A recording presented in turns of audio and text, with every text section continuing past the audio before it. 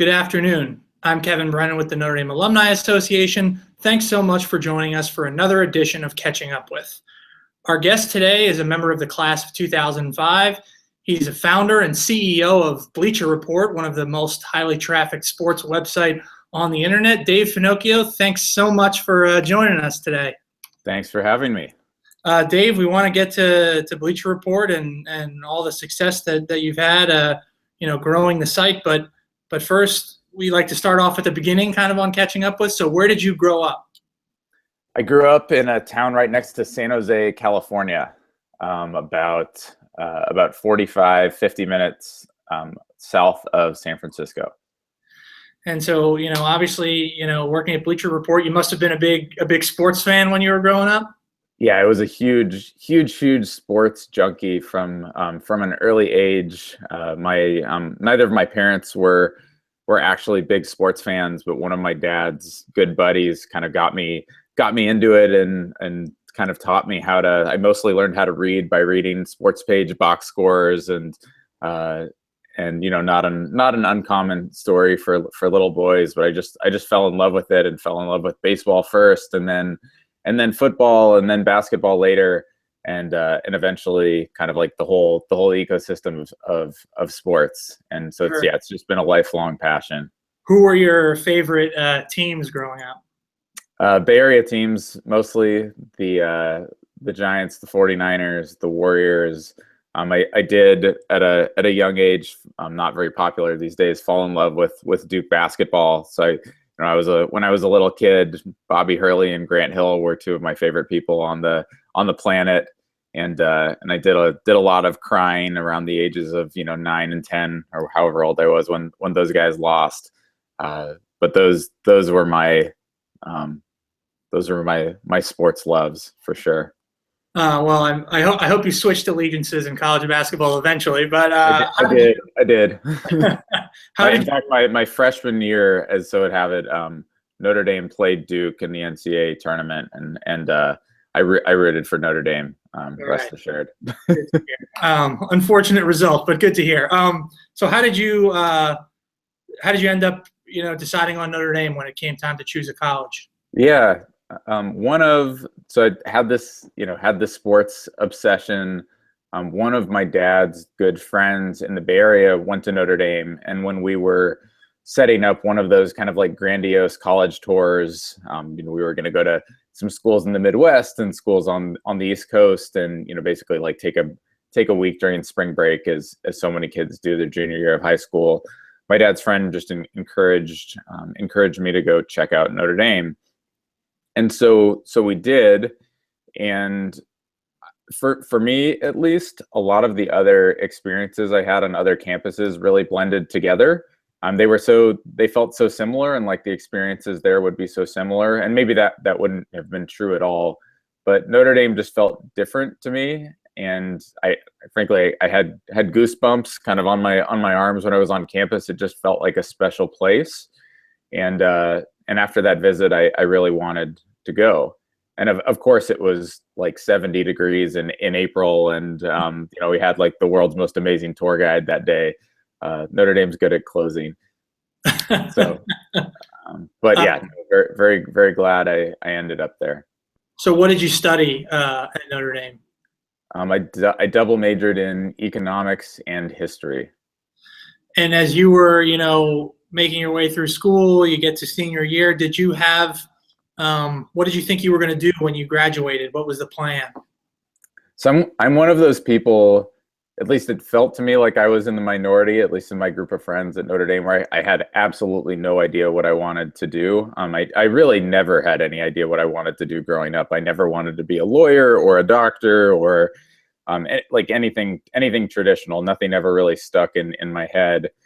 And I had done a series of internships in college and had a series of jobs. But on the internship front, I kind of kept gravitating towards finance jobs. Like either I worked in the venture capital industry and I did some private equity stuff. And I found it to be really interesting. But at the same time, I felt more and more like going down that path, which was a more worn traditional path, might not lead to as kind of stimulating an experience as I knew that growing up in kind of Silicon Valley, that I knew that some people had. And so my second semester, senior year of school, for a number of reasons, I ended up thinking about the project that became Bleacher Report. And I think partially because I just wanted to try to build something on my own, and to maybe learn a little bit faster than I would have doing something that was kind of on a more traditional career path. Just going back a little bit, where did the idea come from? You said you were a big consumer of sports blogs, but there were some things about the experience you didn't like. There were basically I would say two big things in the online sports space that I thought were kind of out of whack with what sports fans wanted. One, content was very wordy on average, so a lot of long form articles, a lot of journalists who I thought were maybe writing for their peers versus writing for fans. Maybe the content was targeted at 40 to 50-year-olds more so than targeted at my generation at the time, which was more of like a 18 to 25 audience. And today we see content that's way more visual, more snackable, more shareable, and more fun in a lot of ways. And that just didn't exist at the time. So that seemed like a miss. Sports is fun. Sports should be celebrated, and everything was just too serious.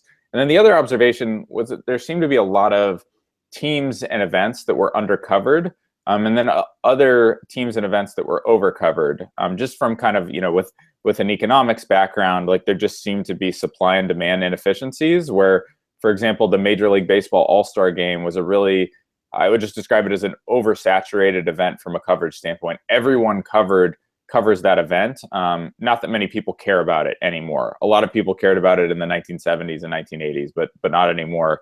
Versus some other events like the NFL Draft, the NBA trade deadline, NBA free agency, which is going on right now. Massive interest on the internet around these kind of more transactional events, and very little coverage relative to that demand. So it turned out that we were able to kind of prove out that was true, with a lot of data, and so anyway, those were kind of the early observations that led me to be confident enough to say, hey, let's try to start a business. So yeah, on that note, starting a business. I mean, you're in your senior year of college when you come up with this idea. How do you have a great idea, but how do you even go about starting a business? How did you do it? Yeah. I had no idea what I was doing at all. I started by initially I made a PowerPoint presentation and I sent it out to a group of friends, from both some friends that I went to college with, some friends that I went to high school with, basically people I thought were smart and maybe motivated enough at that point in their lives to actually work on a side project, because this was something that for a couple of years, I had a full-time job. And the people who ended up working on it all had full-time jobs, and we did it on the side. So I sent that out. One of my buddies from high school kind of signed on, and we agreed to do it together. And then a couple of months later, another one signed on, and then maybe 6 months later, another one signed on. So I basically tried to build a team of smart people who were crazy enough to spend a bunch of their lives on this, even though the odds of something like this going anywhere were very, very slim. But we started working on it, and we were just really hungry and really wanted it to work. Most people, our friends or kind of family at the time, all thought we were kind of nuts, and it was very silly to spend our time on a sports website. I think it sounded very childish to a lot, not childish, but it sounded a little bit immature to a lot of people. Starting online properties at the time was not in vogue. It wasn't as popular as it's kind of become in the last 6 or 7 years. So we just got cranking and started learning one step at a time, and just started grinding basically. And so what was the kind of initial business model for Bleacher Report, and how did it differ from more traditional sports sites? Well, the goal was always to provide a better experience for fans at the team level and at the event level than what was available.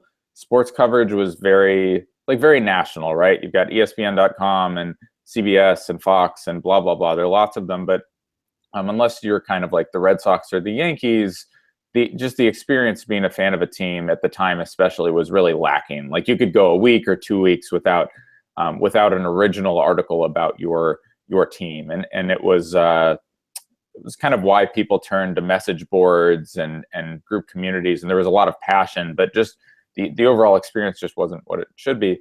So from a business model standpoint, our goal was still to create those experiences and then to aggregate large audiences and sell advertising around kind of the eyeballs we brought to web pages. I think the thing that a lot of people don't know who get into the media business is that the audience that you have to build in order to sell national advertising is massive. And really, unless you're either attached to a TV property or you're kind of like, let's say, a top 5 player in a space from an audience size standpoint, you're pretty close to worthless. So it's really a zero-sum game unless you either get into the top 5 in sports or you're not going to make it. So we just became really dead focused on growing our audience as quickly as we could and getting to the point where we would be able to create a sustainable business and would be able to start selling advertising on Madison Avenue. And that was kind of the first 3 or 4 years of our development was about developing kind of a content model and a business model where we could do that. And so how did you grow the audience, so successfully? So in the early days, we really had no money. We were largely unsuccessful raising funds from major Silicon Valley venture capitalists. Again, like the content space just wasn't as hot as it is today. Huffington Post hadn't happened yet, BuzzFeed hadn't happened yet, Vice hadn't happened yet. So like we're really kind of on the frontier here, and most people were of the mind that content businesses just weren't good businesses. So what we really did was we scrapped, and initially we would recruit, like you mentioned, bloggers earlier, and we would recruit bloggers. And so I would email somebody and say, hey, we're starting a meritocracy for sports writing where we can help you reach a much larger audience than you ever could on your own, which was true almost immediately. And if you're a blogger, maybe another use case was you had like a prep writer, somebody covering high school football in Dallas. I remember this guy specifically who really wanted to be covering the Cowboys, but he was stuck behind maybe 3 or 4 people and probably would have had to wait it out for 20 years before he'd get to write about the Cowboys. So he came to Bleacher Report to write about the Cowboys. So basically just tried to get as many people as possible who were aspiring sports writers, a lot of people just fresh out of college, and get them onto our platform. But then in turn, we had all of this wonderful data that I kind of referenced earlier, where we figured out what sports fans actually wanted to read about, which was pretty different than what a lot of the mainstream sites were doing at the time. So we basically paired up the writers with topics that we knew were going to drive a huge amount of audience. And that combination allowed us to have pretty explosive growth. And so were there, along the way, as you're kind of growing the site and having this explosive growth, was there a key innovation or moment that you think really kind of took you guys to another level? Oh, there were a few for sure. So a couple things. One, as we started to grow, we were able to raise more money, and we were able to start paying writers and start hiring more talented people, which was huge. Like, and today, every single person who works for Bleacher Report or who writes for Bleacher Report or does anything content-wise is paid at market rates or above. But it took us a long time to get there, just because being in the content business is really, really expensive. So one was just being able to bring higher quality talent and really world-class talent on board. Another was that we started to, I think, fulfill our initial vision around creating those experiences at the team level, where initially we would, like, you might come to the site to read a Notre Dame article that you found on Google or you found on a partner website, And then most people would just go to an article and then you'd leave and never come back. But we got really good at converting people who came to those articles to sign up for newsletters initially. So we would create a Notre Dame newsletter a few times a week that would basically be a curated roundup of all the best Notre Dame content, not just from Bleacher Report, but from around the web. So it was just like, it was a great service for users. Like anything that was worth reading or was entertaining or newsworthy was going to go in that newsletter, and we built up huge trust with consumers. Some of the open rates on those newsletters on average were above 70%, which is the crazy high for this industry, and it was just a winning product. And as mobile apps started to come out, and we basically turned that newsletter product into kind of a real-time version, which became our app, which is now TeamStream, which is done incredibly well. And the cool thing about that is you can personalize exactly what teams you follow, what players you follow, what events you follow. If you're not a hockey fan or you're not a baseball fan, you don't have to follow them at all. So you can basically, like, the experience is totally personalized. And so when we were able to get that off the ground and just see how popular that was and how much it was resonating with people, I think that was a huge breakthrough, where we knew we were doing something that was truly differentiated from anybody else in the marketplace, and that sports fans really loved it. In 2012, Bleacher Report was acquired by Turner Sports, a giant in the media industry, for I think around $175 million. Can you take us through the decision to sell to Turner, and maybe talk to us a little bit about how crazy that must have felt for you? This thing started as an idea, your senior year in college, and now a few short years later, it's sold for in such a significantly large sum of money. Yeah. The sale price was actually $215 million. But it's cool. It gets misreported all the time. We had a really hard decision to make. Turner had approached us. We got to know them really well over the course of about a year. They really needed a strong digital sports property, and were very adamant that they were interested in really building a brand versus some of the other opportunities I think we would have had for exits would have probably been to be more of like a side piece to somebody like, to go be, somebody could have taken Bleacher Report and made it like the college platform next to the site that you've heard of for many years. And so with Turner, we had an opportunity to kind of be the number one. And they were just very clear that they wanted to help us turn it into a really big business. And that just felt really good. And it felt like it would be a good landing spot for the company and allow us to grow a lot faster than we ever could on our own. And I think that the reason to highlight that, the sports space is a little tricky relative to some other spaces because of broadcast rights around live events. So basically, unless you have rights like highlights or full game rights, there's a lot of content that you simply cannot create. So without NBA rights, we wouldn't be able to use NBA highlights, but then other people who have those rights can, and it allows them to create more compelling content. In order to get into that rights game, we would have had, we're talking about billions and billions of dollars here. So we were basically just kind of priced out. So I guess from a financial standpoint, we felt like the opportunity to make Bleacher Report a bigger standalone business was pretty risky. And the opportunity to join a company where we genuinely got along with the people on the other end, where they were genuinely committed to helping us grow our brand, felt like a really good move. And I'll just say that time period was crazy. I'm normally a reasonably organized person who's on top of things, I'd like to think.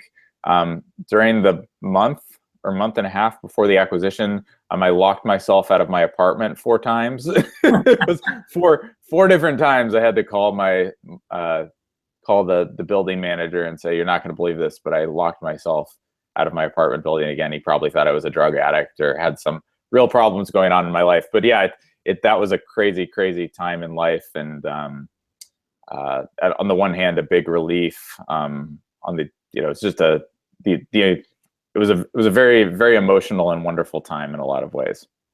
Well, it's obvious, from this conversation that kind of from the beginning, Bleacher Report has been forward thinking and on the kind of cutting edge of the sports media landscape. As CEO, as you kind of look at the company today and look towards the future, what's the next sort of innovation that you're most excited for? Yeah. So in the last few years, we've really seen the rise of what I really think of as kind of like the new cable operators, like the new places that at least young people go to get their content. And to me, that's really Facebook and Instagram and Snapchat, and maybe to a little bit of a lesser extent, Twitter and YouTube. And I really view those platforms as being pretty comparative to like a Comcast, a DirecTV, a Dish, a Cox, whoever kind of your traditional cable operators are, with some key differences where they are more customizable. They're more they can be more personalized. They behave a little differently from a business model standpoint. But at the end of the day, audience, like in terms of where people are actually consuming content, have shifted to those platforms rapidly. So young people spend way more time on Facebook than they do on Comcast, and those trends are only going to continue going forward. Could talk about this for a really long time, but really, as opposed to thinking about just creating individual pieces of content, individual articles, individual videos, and posting them on social media or posting them in our own app, we're really thinking about building kind of the next generation of channels on those platforms. So like Turner owns and operates TBS and TNT, and they have those channels run across all those cable operators I just mentioned. Our goal is to make Bleacher Report one of the couple great channels, and maybe the most meaningful and influential channels for men under 35 in the United States, certainly in sports, and to have that channel be a little bit different based on what platform it's on. So the Bleacher Report channel on Snapchat is going to be different than the Bleacher Report channel on Facebook and on Instagram. What's socially appropriate on each platform is a little bit different. So we're basically investing massively in different content programs right now, really to build an experience that's a 24/7 experience where you'll know what programming is coming up, and you'll know that the next Game of Zones episode is next Friday at 10 o'clock, and so on and so forth. So we think what a lot of the things that we're doing in the next 2 years will, I hope, will kind of fundamentally change how content companies think about distribution and what they do on social media. It's a lot of cool stuff going on right now. Yeah, well, we're excited to watch that all develop and come together. Dave, we're all out of time, unfortunately.